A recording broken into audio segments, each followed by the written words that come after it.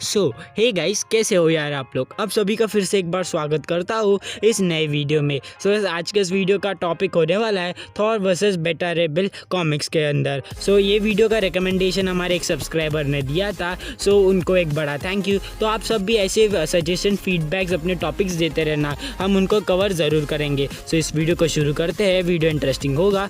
शुरू करते हैं इस वीडियो को। And you are a super hero. इस थॉर की फर्स्ट पार्ट से ही हमें बताया जाता है कि दुनिया में 9 रियाम्स है, जो है मुस्फिलिम, एल्फहिम, वैनहिम, मिडगार्ड, एसगार्ड, जोटहिम, निडावलियर, स्वॉटफिम एंड निल्फिम।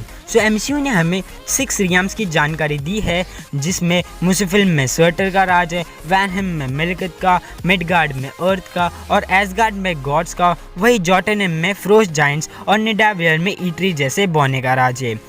अभी इन 3 रियम्स के बारे में अभी हमें कुछ एक्सप्लोर नहीं किया गया है मार्वल सिनेमैटिक यूनिवर्स में, जो कि है निल्फहिम, स्वॉटहिम और एल्फहिम, जो कि हमें आगे शायद दिख सकते हैं।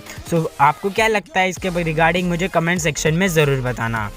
गाइस, इन्हीं 9 रियाम्स में से मुस्फिलिम में सर्टर का राज है। अब सर्टर पूरा लावा से बना हुआ है। इट्स ऑब्वियस कि पूरा रेल्म ही गर्म होगा। अभी वो वक्त था जब सर्टर रैग्नारॉक की तैयारी कर रहा था कॉमिक इवेंट में। सर्टर को रैग्नारॉक के लिए पावर गेन करनी थी। इसकी वजह से पूरा मुस्फिलिम की गर्मी बहुत बढ़ रही थी। अब मुस्फिलिम में बहुत से प्लैनेट्स पे एलियंस की बस्ती थी। उनमें से एक ही हमारे एलियंस थे, वो थे कॉर्बेनेट्स। ये बस्ती कॉर्बोनेट्स प्लैनेट पर रहती थी। दिन भर दिन बढ़ती गर्मी के वजह से कॉर्बोनेट्स कमज़ोर पड़ रहे थे और सर्टर भी तबाही के लिए कॉर्बोनेट प्लैनेट्स पे आ रहा था।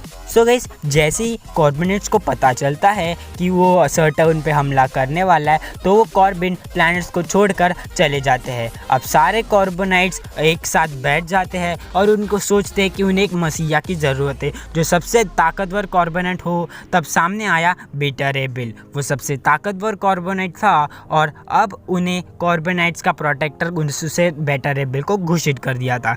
बेटा रे बिल को कॉर्बिन प्लैनेट में से सबसे ताकतवर एनिमल के साथ बायो इंजीनियर कर दिया जाता है और उसकी पावर उससे और भी ज़्यादा एनहांस हो जाती है। इसके लिए उसका मुंह घोड़े की तरह दिखता है। बहुत से साल घूमने के बाद कॉर्बिन स्पेसशिप अर्थ के करीब आ गया। उस पे सबसे पहली नजर गई शील्ड की। निक फ्यूरी ने तुरंत थॉर को मामला समझने के लिए कॉर्बिन स्पेस की तरफ भेज दिया। जब थॉर शिप के करीब गया तो उसे पता चलता है कि ये तो एक वॉरशिप है। वॉरशिप ने थॉर पे तुरंत हल्ला बोल दिया। बदले में थॉर ने भी अपनी शक्तियों का बखूबी इस्तेमाल किया।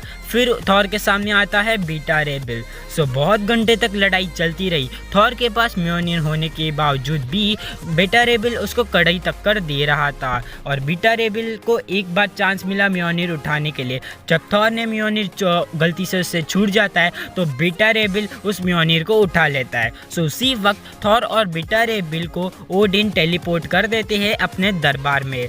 जब बेटा रे बिल थॉर को म्योनिर देने से मना करता है, तब ओडिन पूछते हैं कि क्यों म्योनिर नहीं दे सकते। तभी बेटा रे बिल कहता है कि कॉर्बोनेट्स को बचाने के लिए उसे म्योनिर की जरूरत पड़ेगी।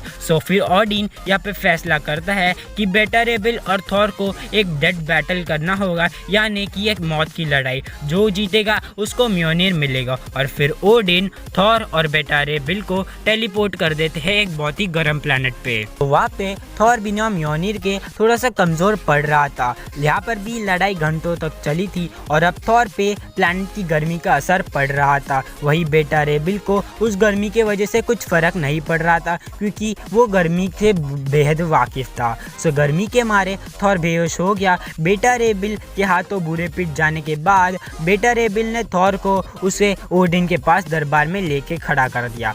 बेटा रे बिल ने कहा थॉर अभी भी जिंदा है, लेकिन बेटा रे बिल ने थॉर को मारा नहीं। इससे ओडिन को ये पता चला कि बेटा रे बिल एक बहुत ही साफ मन का है। फिर ओडिन ने बोनो को हुक्म देकर बेटा रे बिल के लिए एक नया हथौड़ा बनाया जिसका नाम था स्टॉर्म ब्रेकर। लेकिन ये स्टॉर्म ब्रेकर मूवी वाले स्टॉर्म ब्रेकर से बिल्कुल बहुत ज़्यादा हद तक अलग था, क्योंकि मूवी में हमें स्टॉर्म ब्रेकर दिखाया जाता है एक एक्स के टाइप में, लेकिन कॉमिक्स में स्टॉर्म ब्रेकर म्योनिर के तरह ही था। आपको कैसी लगी ये फाइट? क्योंकि ये मैंने फाइट को ज़्यादा लंबी नहीं की थी, क्योंकि बहुत सारे फैंस हमारे ऑडियंसेस बोर हो जा रहे थे। मैंने जितना जितना शॉर्ट हो सके उतना शॉर्ट इस वीडियो को बनाया है, ताकि आपको क्लियर और डिटेल में समझ आ जाए कि आखिर थॉर वर्सेस बेटा रे बिल के मैच में आखिरकार कौन जीता था। अगर मेरी ओपिनियंस की मानो तो डेफिनेटली बेटा रे बिल थॉर से ज़्यादा स्ट्रॉन्गर है और ज़्यादा ड्यूरेबल है। और अगर आपको ऐसी कुछ चीज़ें चाहिए जो बेटा रे बिल कर सकता है और थॉर नहीं कर सकता, तो मुझे कमेंट सेक्शन में बता देना। मैं उस पर एक डिटेल वीडियो बनाऊंगा कि कुछ ऐसी चीज़ें जो थॉर नहीं कर पाता लेकिन बेटा रे बिल बड़े आराम से करता है। सो कैसी लगी ये वीडियो हमें कमेंट सेक्शन में ज़रूर बताना, और आपके फीडबैक्स, आपके सजेशंस हमें बिल्कुल देते रहना। और अगर सब्सक्राइब नहीं किए हो तो सब्सक्राइब करके बेल नोटिफिकेशन को भी बजा देना। आपको क्या लगता है, थॉर को रिप्लेस करेगा बेटा रे बिल आगे, या बेटा रे बिल थॉर को रिप्लेस करने के लायक भी है? ये भी हमें कमेंट सेक्शन में ज़रूर बताएं। सो मैं मिलता हूं आपको अगली वीडियो में। Until then, be a super hero and take care.